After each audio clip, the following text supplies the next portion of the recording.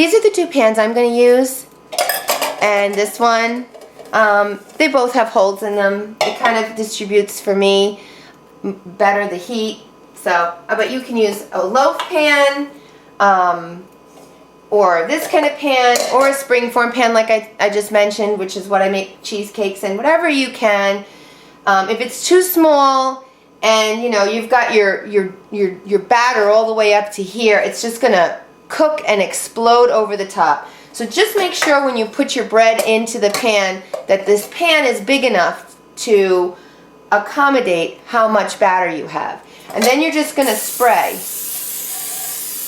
all, and olive oil is good for you, so don't worry, and spray that little circle in the middle. And then I recommend you get one of these. It's a rubber spatula. These are so great for cooking. So, and I just take the batter off the spoon with that. So easy. It gets like every last morsel drop of batter. And then you're just going to put your batter into your pan and distribute it around. If you spilled any batter on the side of your pan, just get it out of there. It's just going to burn in your oven.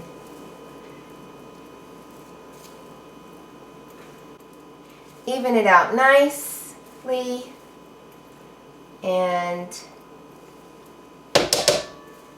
I'm going to rinse off my spatula because I'm going to use that now for the blueberry bread, and I don't want to mix the banana paste into the blueberry. We'll rinse that. Now, if you like nuts on your bread, I like walnuts on mine. So all you have to do is just to chop them up a little better. These are walnut halves and pieces. Make them a little finer for the bread. And then you just sprinkle them on top, all around. You're going to cook really nice in the oven. They get all kind of crunchy, delicious. I love walnuts on banana bread. You spread them around nice. And this is ready for the oven. And now we're going to focus on the blueberry. We're basically going to do the same with the blueberry. We're going to spray this with the oil. We're going to put the blueberry batter in there, and then I'm going to put some nuts on top of that one. And here we have our blueberry one, all ready to go. Now it's time to put them in the oven. So our oven's on 350, and we put our breads in there. Space them apart, away from the sides. It'll give you the best heat flow for cooking. Okay? And regardless of what the box says to cook it, 40 minutes, 45 minutes, 50, whatever, I always put it on for an hour because it really does take a lot longer to cook because of all that we put in. And then an hour, I will check how they're doing. And then I will show you the delicious finished product. So stay tuned.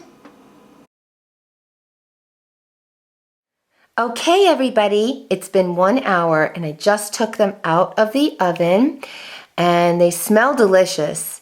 And look at that. Oh, so crispy and crunchy and all done. And I used whole nuts on that one. That's the blueberry one. And I just want to show you how you can tell if a bread is cooked. You take, I have a box of toothpicks here. You take it, take one for each. It has to be a new one for each.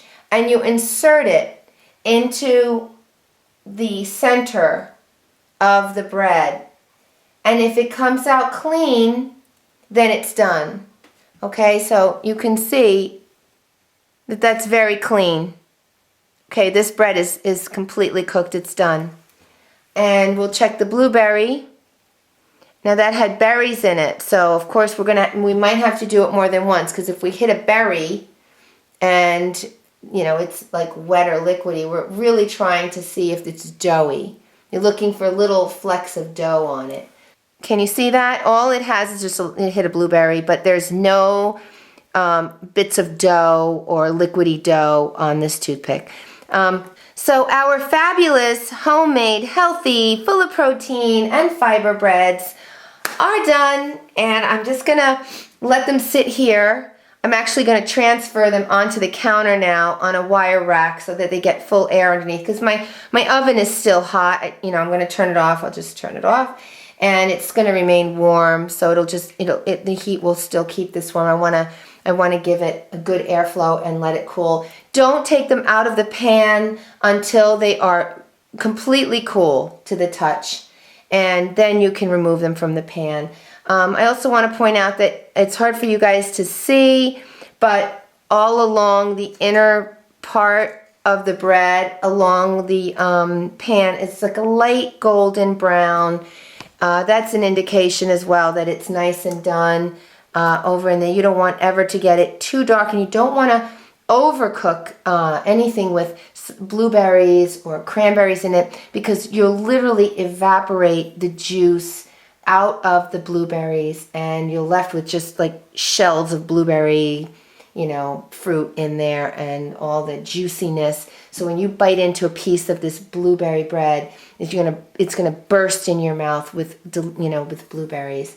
Once I cut it, I will be back to show you what a slice finished looks like. You can see how delicious it is. Okay, I want to show you guys how it looks all finished, and I cut a nice piece on this plate, and this is the banana. Doesn't it look yummy? Look at how perfectly cooked it is. It looks really good. And just to give you an idea of how the color, this is, you know, the golden kind of brown, and then you know you've cooked it perfectly. By the way, I wanted to suggest it's great with peanut butter too for a really nutritious snack. And here's the blueberry. So all those bursting, delicious, plump blueberries, and we've got the nuts on top. And so I'm going to enjoy a piece right now. I can't wait to have it. I hope you'll share in the comments section if you make a bread, and let me know. And if you want to share any photos on Facebook, I'd love to see them. Well, I hope you enjoyed this video. I hope I've inspired you to make healthy, nutritious breads a part of your everyday life. Now that you can see how easy it is to just add a bunch of great things, cook it up, and then you've got it in the refrigerator ready for you anytime you need a snack or breakfast.